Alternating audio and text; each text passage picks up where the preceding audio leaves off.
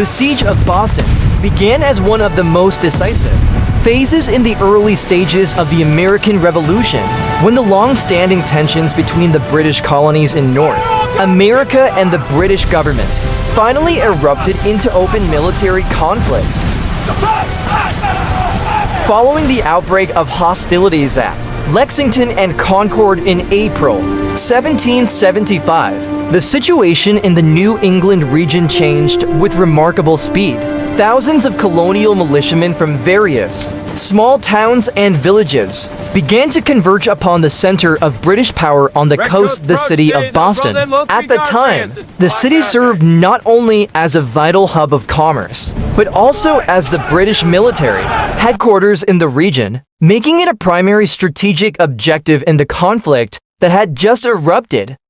Within a few weeks, Boston began to be besieged from the land. The colonial militia did not initially form a single, cohesive army, but rather a vast amalgamation of various armed groups.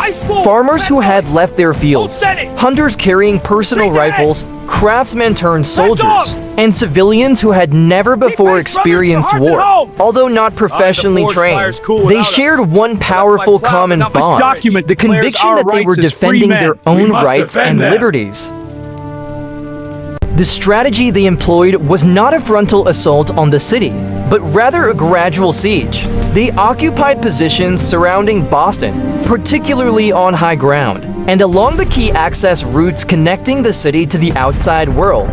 Their objective was clear: to sever communications and supply lines, thereby causing the British forces within the city to slowly lose their ability to sustain a long-term defense.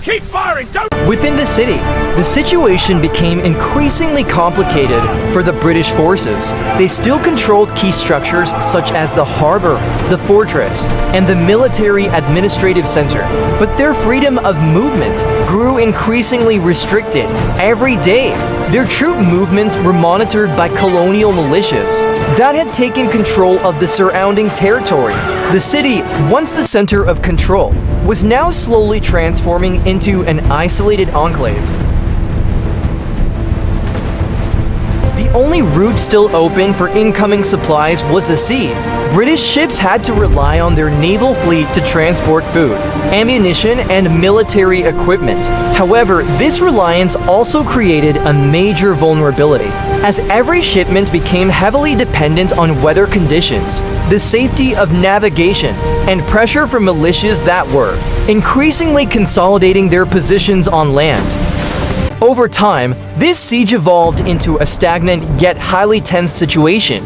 No major battles took place continuously within the city, yet tension remained ever present. Outside Boston, colonial militias continued to fortify their positions, constructing simple earth and timber defenses, and gradually extending their siege lines. They also began to establish a more organized command structure, albeit one still in its nascent stages. On the other hand, one of the most significant developments was the emergence of more centralized military leadership on the colonial side. George Washington was subsequently appointed to command the newly formed Continental Army. Upon arriving at the siege site, he faced a formidable challenge: transforming a collection of untrained militias into a military force capable of enduring a protracted war against the professional British forces. Washington did not immediately opt for a major assault on Boston. He understood that his forces were still weak in terms of discipline, heavy weaponry, and logistics. Consequently, he focused his strategy on consolidating his strength, reinforcing the siege lines, and avoiding tactically disadvantageous battles. This approach prolonged the siege, but it also ensured greater stability for the colonial side.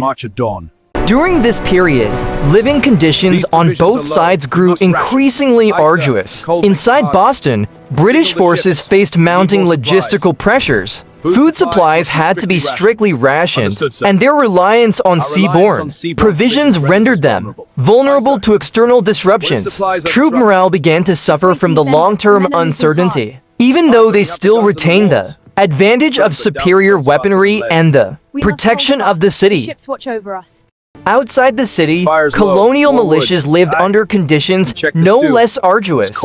They resided in simple tents, endured the extreme weather of New England, and had to maintain discipline without a fully developed military structure. Yet their spirits remained high, for they felt they occupied a defensive position that was morally and politically just. One of the critical phases of this siege was the mounting strategic pressure exerted upon Boston from the surrounding high ground.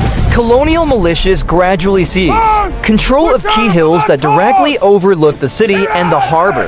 This control provided a significant advantage, as it enabled them to monitor British movements and position artillery in threatening locations.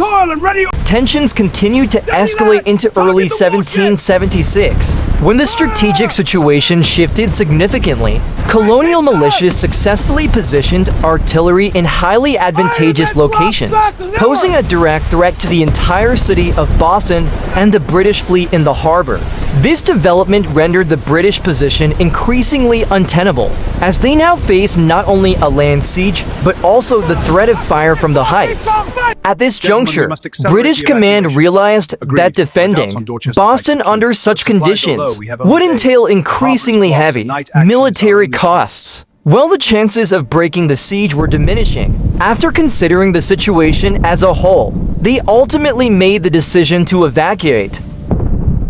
In March 1776, the evacuation process began.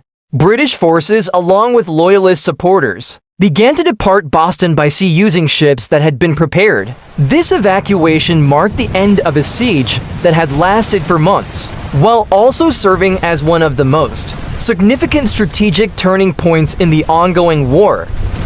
With the departure of British forces, the siege of Boston officially came to an end. The city of Boston returned to the control of colonial forces. However, the impact of this event extended far beyond a mere change in territorial control.